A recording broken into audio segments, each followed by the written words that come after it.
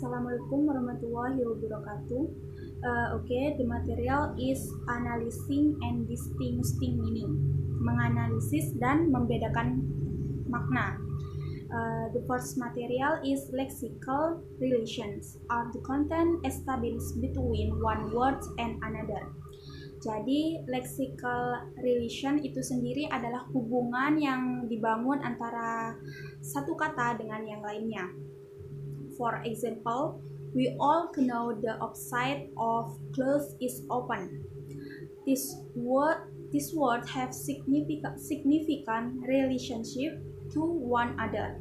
Jadi close di sini adalah kebalikan dari kata open.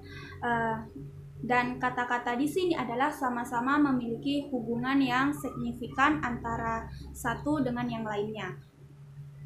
There are a few common types of lexical relations. The first, synonym. The second is antonym. The third, hyponym and taxonym. And the last is meronym. The first is synonym. Synonym is sense of meaning which is not concrete with the conceptual meaning of words, but relation of words which have more or less the same conceptual meaning. For example, weak and feeble, smart and clever. Jadi sinonim itu adalah kesamaan makna. Contohnya di sini adalah weak and feeble, dua kata yang berbeda namun memiliki kesamaan makna, yakni maknanya sama-sama lemah. Dan contoh lain adalah smart and clever, dua kata yang berbeda juga namun memiliki kesamaan makna, sama-sama bermakna pintar. Dan yang kedua adalah antonim. Antonym is opposites of meaning, like synonym, antonym relations of words meaning. For example, clean and dirty, big and small. Antonim adalah pertentangan makna. Contohnya seperti bersih, kebalikan dari kotor. Dan contoh yang lain adalah besar, big and small. Besar kebalikan dari kata kecil. Dan second is hyponym and taxonym. Hyponym and taxonym define different types of class inclusion. Here, hyponym is an important structural principle in many languages which classifies, while taxonomy has been argued to be basic to the classification and naming of biological species. Jadi hiponim itu sendiri adalah susunan kata dari yang terendah ke yang tertinggi. Sedangkan yang taksonom adalah kebalikannya, dari yang tertinggi ke yang terendah. Yang contoh seperti yang hiponim, blues, jazz, and musik. Jadi dari yang terendah adalah blues, kemudian jazz, kemudian yang tertinggi adalah musik. Dan contoh yang taksonom adalah yang dari yang tertinggi ke yang terendah. Animal, dog, and poodle. Dari animal, kemudian dog, dan yang terendah adalah poodle. And the last is meronym. Meronym is the relation of part to whole. Jadi meronym itu adalah hubungan dari bagian keseluruhan. Contohnya seperti hand and arm, apple and fruit. Jadi tangan adalah keseluruhan dari lengan. Dan contoh lainnya adalah apple, buah. Apel adalah bagian keseluruhan dari buah. Maybe I think enough for me, and the second speaker is Nurul Hidayah. The second material about componential analysis. Componential analysis is method typical of structural semantic which analyzes the component of word meaning. Semantic component are primitive element of a meaning expressed as binary feature plus and minus. Component analysis is used to different one word with another word. Analisis komponen dengan metode khas semantik struktural yang menganalisis komponen kata, makna kata. Gagasan sentral dari analisis komponen adalah bahwa makna sebuah kata itu dapat bermanfaat dan dipecah menjadi sejumlah kecil komponen semantik atau fitur semantik. Komponen semantik adalah elemen primitif makna yang dinyatakan sebagai fitur plus dan minus. Nah, analisis komponen ini digunakan untuk membedakan satu kata dengan kata lainnya. Contoh, man and woman. Man, positive woman, negative female, and positive adult. Woman, positive human, positive female, and positive adult. Female di sini itu artinya wanita, perempuan atau betina. Jadi untuk man itu negative female. Contoh kedua itu membedakan kata father sama mother. Father, positive woman, positive adult, positive married, and positive male. Mother, positive woman, positive adult, positive married, and negative male. Karena male di sini untuk pria atau jantan. Jadi untuk mother negative male karena mother female bukan male. Nah, next material polysemy and meaning definition. Polysemy and meaning definition itu ada polysemy, ada monosemy dan homonym. Nah, polysemy is a word that has more than one word. Itu suatu kata yang mempunyai makna lebih dari satu. Example, foot, woman foot, the foot of bed, the foot of hill, the foot of mountain. Bisa kaki gunung, kaki manusia, kaki bukit, dan kaki tempat tidur. Nah, contoh kedua yaitu saya masih mempunyai hubungan darah dengan keluarga Mr. Harry.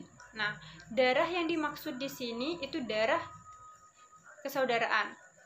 Nah, kalimat kedua, tubuhnya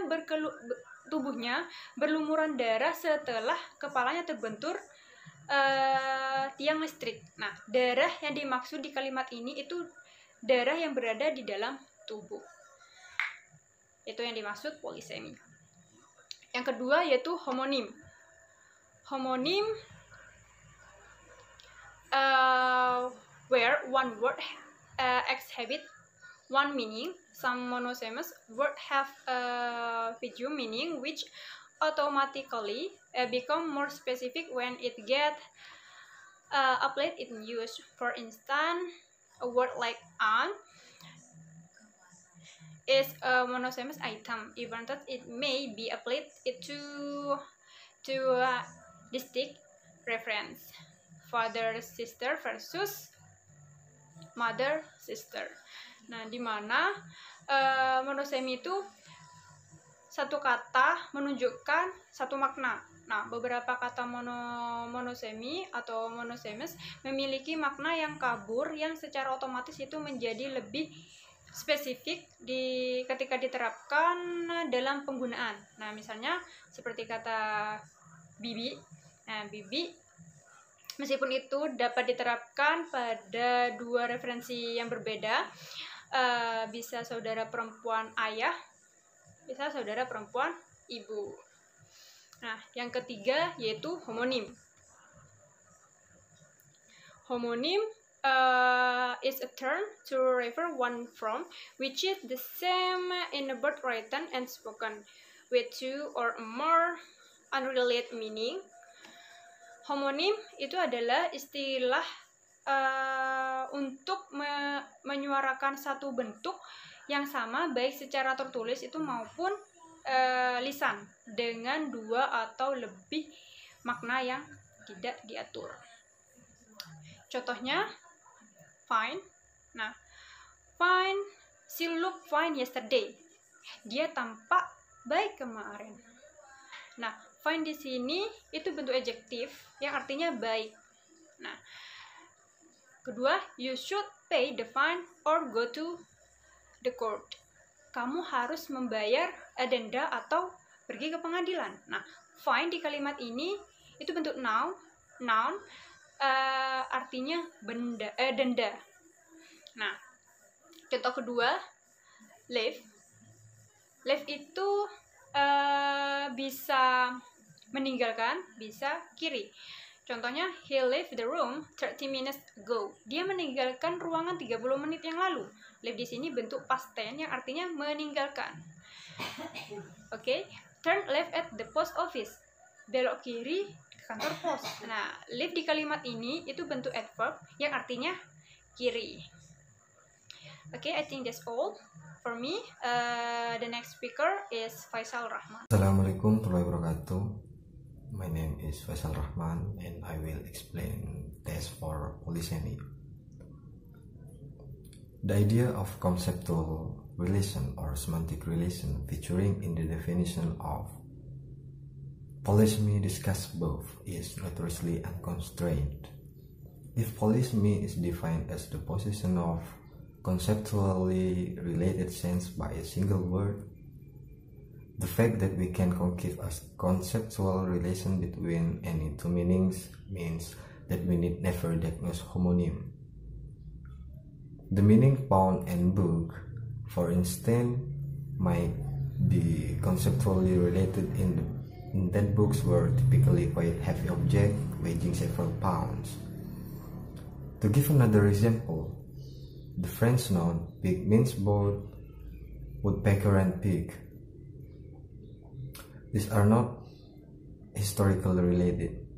The woodpecker sense comes from popular Latin because the pig meaning from Spanish pico, each of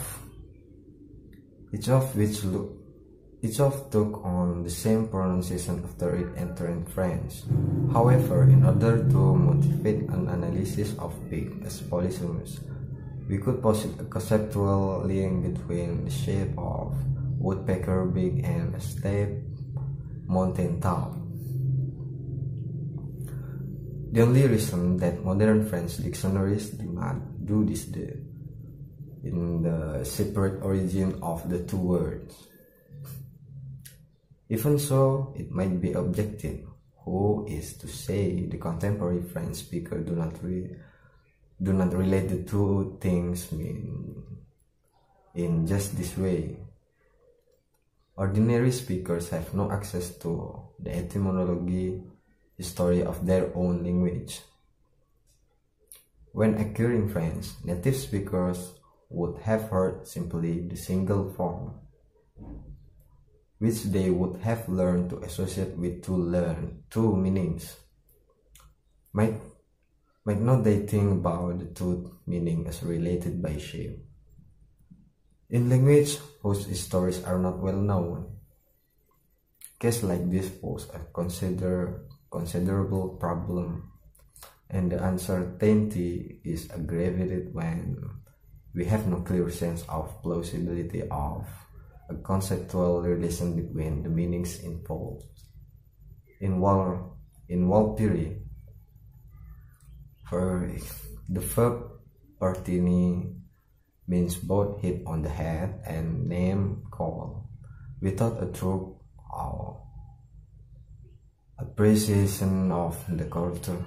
Without a true appreciation of the cultural context, it is entirely unclear whether it would be possible to propose a plausible the cultural context. It's not obvious what would constitute adequate evidence that the two meanings were conceptually related. Clearly, the idea of conceptual relation will not allow us to decide conclusively between case of polysemy, monosemy, and homonymia. Polysemy and monosemy is claimed. The fact that none of the proposed tests of polysemy seem to deliver reliable result has led many linguists to dismiss the polysemy monosemy contrast as false dichotomy. One of the earliest to do so was Guy Reist. Yes, that's the right pronunciation maybe.